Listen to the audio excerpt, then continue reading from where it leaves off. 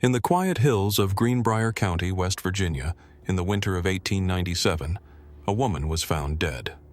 The coroner said it was natural causes. The husband buried her quickly, and the case was closed. But then, her mother claimed the ghost of her daughter visited her in the night, 4 nights in a row, and that ghost told her she had been murdered. This is the true story of the Greenbrier Ghost, a case so strange it became the only known instance in American history where a ghost's testimony helped convict a killer. Elva Zona Heister, known simply as Zona, was a young woman in her early 20s. She lived in the small, rural community of Greenbrier County, isolated, tight-knit, deeply religious. In 1896, Zona met a blacksmith named Erasmus Shue, who had recently moved to town. He was handsome, mysterious, and charismatic. Despite concerns from Zona's mother, Mary Jane Heister, the two quickly married. Just a few months later, on January 23, 1897, a young boy who ran errands for the couple arrived at their house, only to find Zona's body lying at the bottom of the stairs.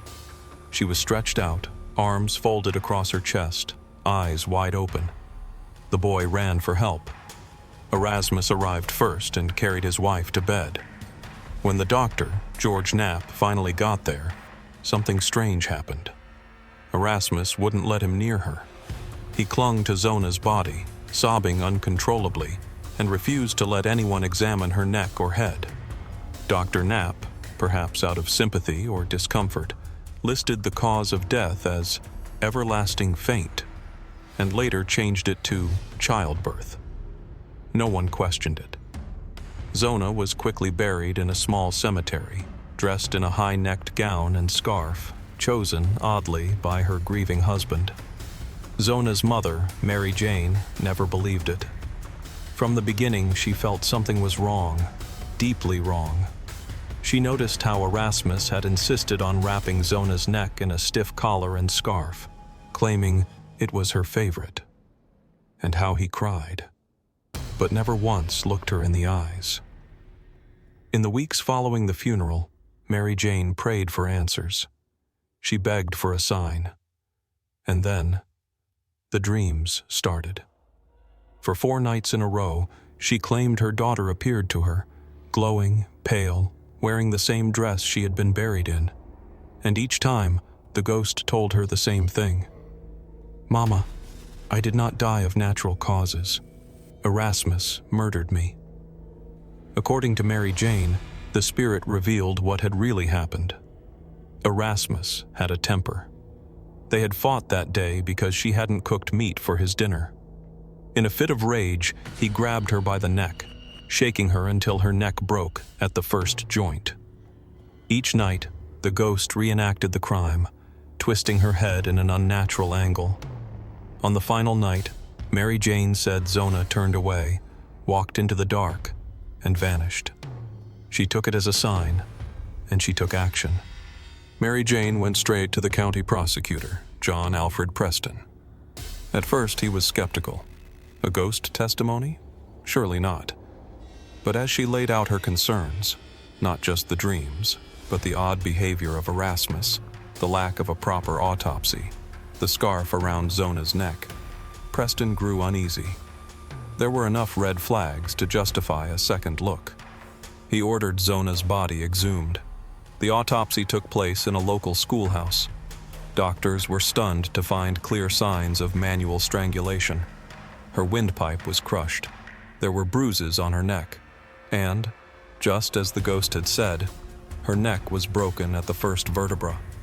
The cause of death was officially ruled as homicide. Erasmus Shue was arrested for murder. The trial of Erasmus Shue began in June 1897. He pled not guilty, insisting he loved his wife and would never hurt her. But the evidence was damning. His past was darker than he had let on. 2 previous marriages, one ended in divorce due to abuse. The other ended in the sudden, suspicious death of his second wife. The prosecutor laid out the case. A quick marriage, a sudden death, strangulation, and a desperate attempt to prevent anyone from seeing the body. Then came the moment everyone remembers, when Mary Jane Heaster took the stand. The defense tried to make her look delusional, even unstable, but Mary Jane remained calm, clear, and consistent. She spoke, under oath, about the ghostly visions, describing in detail what Zona had told her. The courtroom sat in stunned silence. The judge instructed the jury to consider only real evidence, but by then, the story had taken on a life of its own. After just over an hour of deliberation, the jury found Erasmus Shue guilty of murder. He was sentenced to life in prison, where he died just 3 years later. Zona Heaster was buried again, this time with justice. And in Greenbrier County, the case became legend. To this day, a roadside marker still stands near her grave.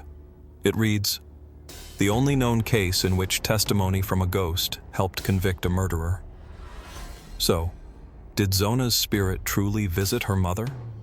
Or was it a mother's intuition, sharpened by grief, that brought justice to light? We may never know. But in the hills of West Virginia, they still whisper her name. What do you think? Did a ghost really solve her own murder? Leave your theory in the comments. And if you enjoy stories like this, real cases with a mysterious twist, don't forget to like this video and subscribe for more from the Unsolved Mysteries Archive.